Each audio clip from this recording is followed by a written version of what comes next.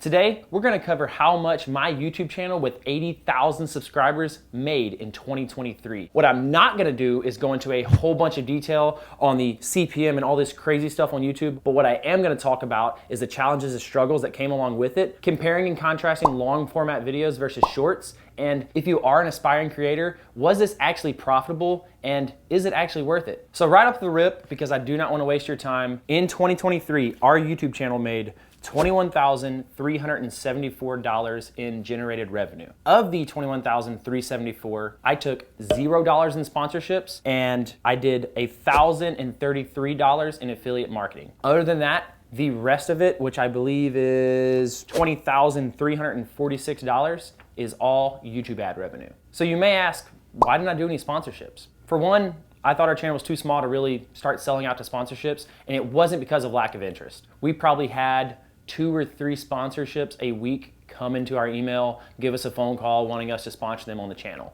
I didn't feel like it was the right time, and a lot of these companies are foreign companies wanting to sponsor us, and I'm not about that. One of the biggest ones was Temu. They're not doing something I support. In my head, until we get to the place where we need to be, I don't feel like promoting brands that don't really align with our core values. One thing I did do is, since I own Frio Coolers, which is a cooler company, I did wear some Frio shirts, did put little jabs in there for Frio. So once again, I'll do this other jab. Check out FrioCoolers.com, we have really cool stuff. Other than that, that was really about it for sponsorships, and that's why it's a giant goose egg. So affiliate marketing, what that is in a nutshell is if you click on a link, typically in a description, and you go buy something from that link, the person that puts that link there gets a certain commission, right? So I have affiliate marketing for Amazon only. It's really cool because y'all go on there, buy the stuff you want, I get a certain commission off of it. We made about $1,000, a little over $1,000 with that this year. And that was just from putting links in the description, and it's typically my router bits that I suggest, which I buy them off of Amazon, I buy the exact same bits. And so it's not really a gimmicky thing. It's like, hey, wanna go buy this bit, instead of going straight to Amazon and letting them take all the commission. And so that's where that $1,000 comes from.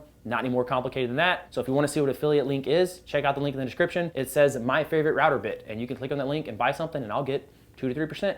No harm, loss, no foul. What did he say? So now let's get into long form versus short form content. Now, what a long form video is the typical videos that have the thumbnail right, they're over a minute long, and they're your traditional YouTube videos. Shorts is something that YouTube implemented, I think, a couple years ago, and they're the little short feeds. They're kind of like more TikTokification of YouTube, and those are those 1-minute clips that you constantly scroll through. Some of y'all may watch them, some of you may not, but that's what a short form is. Now, they are drastically different on the revenue generated and the subscribers generated per view. Of the $20,346 we made off of YouTube AdSense, which is the long versus shorts and any kind of ads you watched in there, $19,760 or 95% of our revenue was from longs, and only $586 was from shorts. Now get this, shorts had 3 times the amount of views than longs, and it only was 5% of the revenue. Per long form video, YouTube pretty much pays you per 1,000 views. If you wanna look at that, it's like CPM and cost per milli, revenue per milli, stuff like that. But more or less, what we see is YouTube makes $20 per 1,000 views, and the trickle down effect, and after premium subscriptions and all that stuff, my channel personally makes about $5 per 1,000 views. So if we have a 20,000 view video, we're gonna make $100 off of that video. And if Shorts has a 20,000 view video, this is where it gets kind of weird. Shorts for my channel only make a nickel or 5 cents per 1,000 views. So that same 20,000 view video that's on longs that makes $100 will only make me $1 on shorts. I do get a ton more views on my shorts. Like I said, I get 11,600,000 views on our shorts this year in 2023 to only 3.8 million for our long format content in 2023. You're asking, why do you still do shorts, right? Like, that's not very profitable, it's not worth it, all that good stuff. Well, it does bring us a lot of subscribers. For 2023, we went from 28,000 subscribers in Jan 1 of 2023, and at this current filming date, we have 83,672 subscribers. So that is a total increase of 55,274 subscribers that my channel has gained this year in 2023, of which 40,000 of them came from long form and 15,000 subscribers came from short form. So shorts do work for us in our channel in terms of getting subscribers, but in terms of monetarily looking at shorts, it is not the best way to get revenue generated for your channel. So let's talk about now our top short and our top long form videos and how much revenue they brought in for my channel. So our shorts, we had 2 shorts this year that absolutely blew it out of the water. One spiked first on TikTok. It did 14.5 million views on TikTok. And then eventually it kind of started spiking on YouTube and ended up at this time has 5,400,000 views, but has only made us $85. And that video, which I'm talking about, is us where we're cutting out paddles on the router table. So while we made a couple of these videos, these shorts that did really good, we had this experimentation process of like, do people like danger in woodworking? And the answer is yes, people love danger in woodworking, even though we don't do that on a daily basis. We were just showing a little bit of danger and people went bonkers over it and cussed me out on the comments and all that good stuff. The second one was a video titled Dangerous Mistake on a CNC, and it's us cutting out this little checkerboard, and it did 4.4 million views on YouTube, and it brought us in $354. Once again, it was one of those dangerous ones. People went bonkers over it. You may have saw it, and you may have left a little comment that wasn't too nice. Now let's go into long format videos. We had 3 long format videos that were pretty much the breadwinners for the whole entire channel. Those 3 videos alone brought in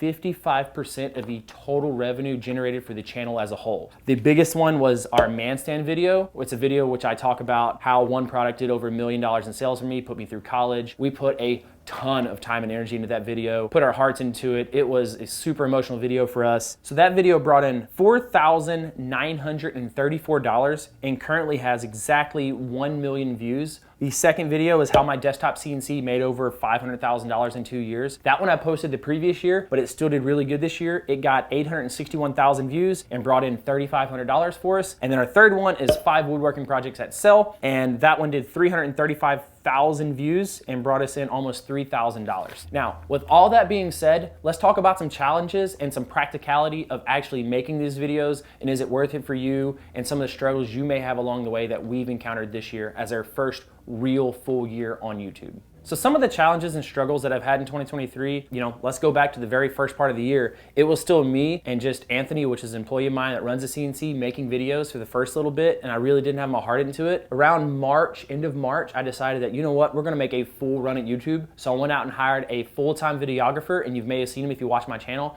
Jeremy, and he is fantastic, absolute beast. So if you look at this chart, you notice that there is pretty much 4 months of not really generating anything, and all of a sudden this giant kick when we started producing high quality videos and a lot more content. One of the challenges was really just not making content that much for the first 4 months and only really having 8 good months of content generation and revenue generation for the channel. Another challenge that we have had throughout the year is whenever we do make a video and ones that we put our heart and soul into, they absolute flop. This one world map epoxy video, absolute beast of a video, right? I mean, we put 40, 50 hours into filming this thing and it got like 7,000 views. Those things are pretty heartbreaking, right? And I'm running 2 other companies. I have a wood shop and a cooler company as well as the YouTube. And so like when we put a lot of time in these videos and they flop, not a good thing.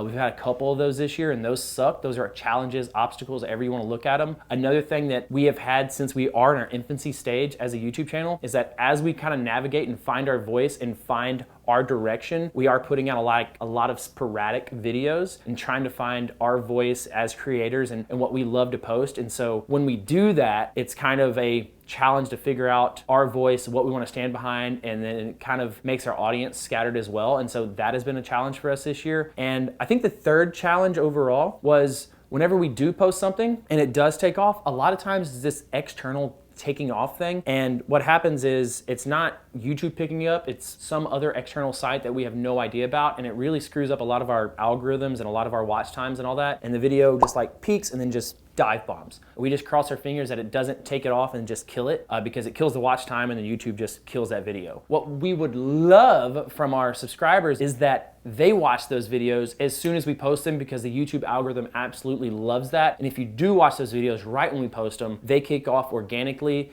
and we get a heck of a trend from it, and it really helps the long-term performance of that video. Those are the main challenges besides the normal business aspect of running a creator type business. Was it worth it, and is is it profitable? To me, those are two separate questions that should be addressed in separate answers. Was it profitable? Absolutely not for this year. Absolutely not profitable at all, right? Like, we made $20,000. Obviously, my videographer is gonna cost more than $20,000. My time invested into it, all the time that's spent taken away from my other two businesses, right? I mean, think about it. I run multiple businesses. We do a couple $1 million in sales, and the YouTube channel only generated $20,000, which is like less than 1% of the total overall revenue for all three businesses combined. And YouTube takes up about 25% of my time. So a quarter of my time is spent on something that generates 1% revenue. Not really a good profitable thing. Now, is it worth it? And is doing this stuff in the long term worth it? Absolutely yes, for me in my particular situation, because I have a longer term plan. And this is more of like, it's an extreme passion of mine because I love teaching people woodworking and the nuances of it and how to start a business and how to move up in the world, because I started from absolutely nothing. I started at $75 in my parents' horse barn and like slowly graduated up. And so like for me, it is absolutely worth it doing this. It is worth us going through this journey. It is worth me getting some video presence, stage presence. It is worth it for Jeremy because he's using his creative mind. And we have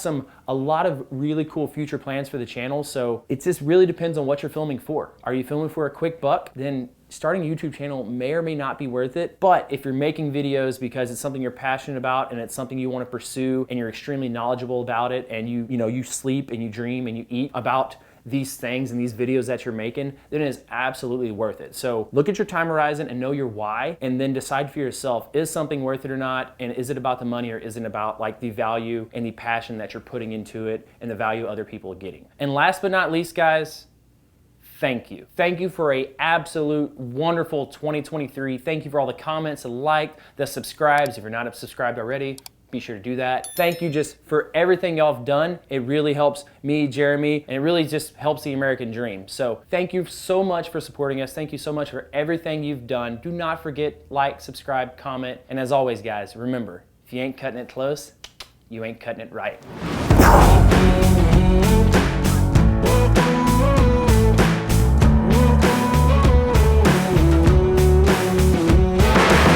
In 2020 tweet. 2020 tweet.